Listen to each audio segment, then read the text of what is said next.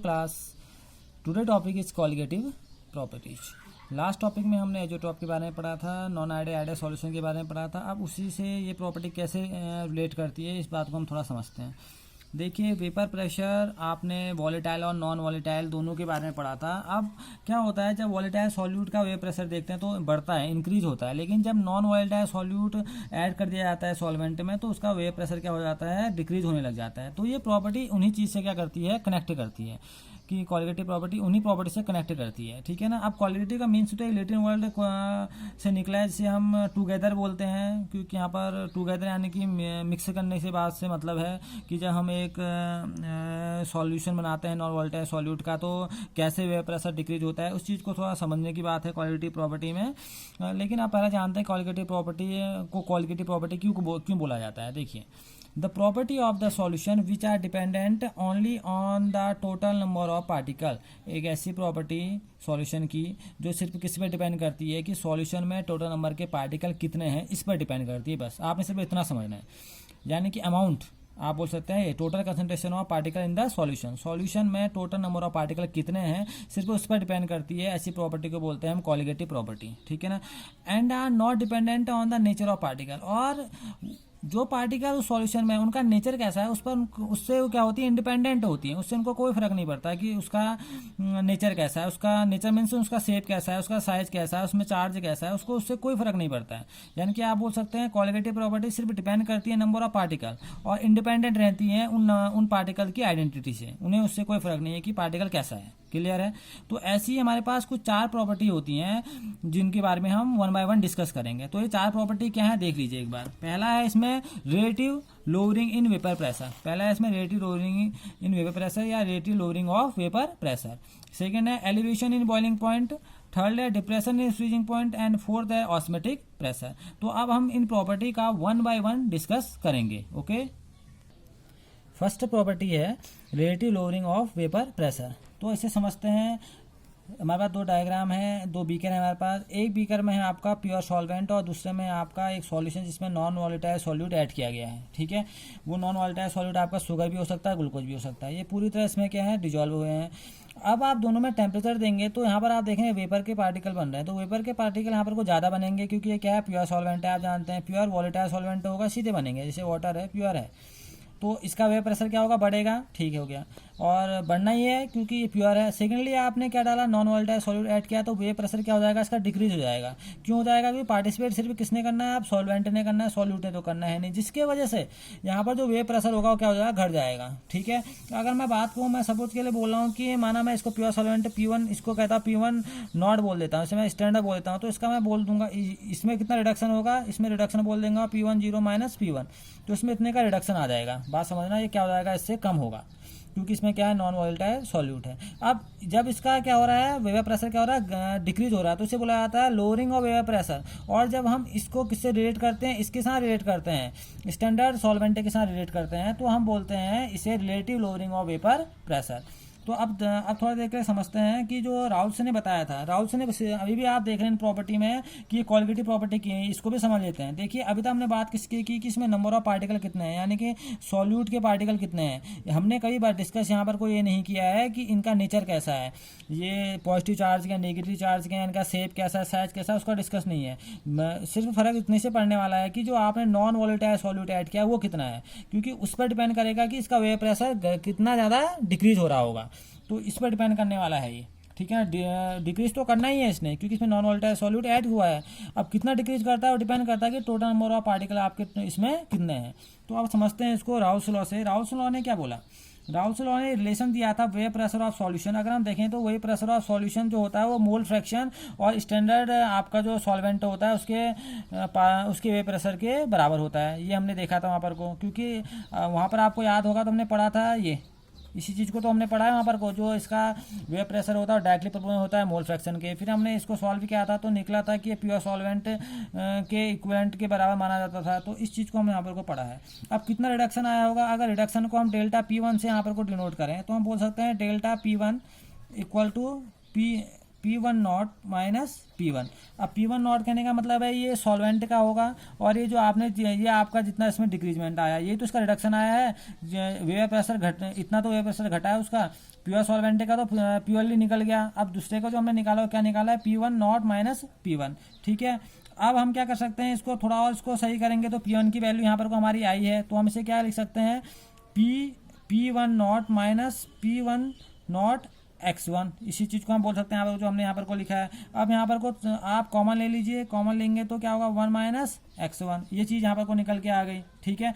अब आप एक चीज़ को जानते हैं, आप जानते हैं चाहे कितने भी मोल फ्रैक्शन का टर्म हो सबका सम क्या होता है, 1 के बराबर होता है। और अगर आप जानते हैं x1 को अगर हम बोल रहे हैं सॉल्वेंट बोल रहे हैं तो x2 क्या हो जाएगा, सॉल्यूट हो जाएगा। तो अगर हम यहाँ से x2 की वैल्यू निकालेंगे तो क्या आएगा, अगर यहाँ से निकालेंगे तो आएगा 1 माइनस x1। तो 1 माइनस x1 किसकी वैल्यू आ रही है, x2 की वैल्यू आ रही है। तो हम यहाँ पर को क्या बोल सकते हैं, delta P1 equal to x2 P1 not, ये हमारा एक रिलेशन आ गया, देख लीजिए यहाँ पर को। अब यहाँ पर को x2 आप बात समझना मैं क्या बोल रहा हूँ, यहाँ पर को x1 तो आपका क्या हो गया, सॉल्वेंट हो गया, x2 आपका क्या हो गया, सॉल्यूट। क्योंकि डिक्रीज क्यों हो रहा है, लोअर वेपर प्रेशर लो क्यों हो रहा है, सॉल्यूट की वजह से वेपर प्रेशर क्या हो रहा है, लो हो रहा है। तो हम कह सकते हैं in a solution containing server non volatile solute the lowering of the vapour pressure depends on the sum of mole fraction और डिफरेंट सॉल्यूट। आपने जितने भी अलग अलग सॉल्यूट इसमें डाले होंगे उस पर डिपेंड करेगा कि इसका वेपर प्रेशर कितना डिक्रीज होगा।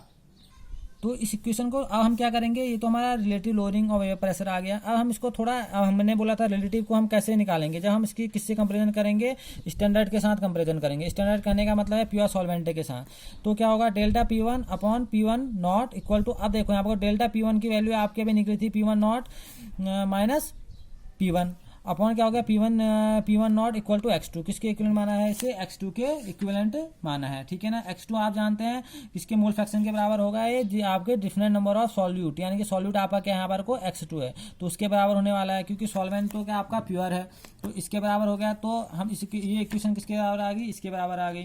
तो अगर आप इसे देखेंगे तो relative lowering of vapour pressure and is equal to the mole fraction of solute.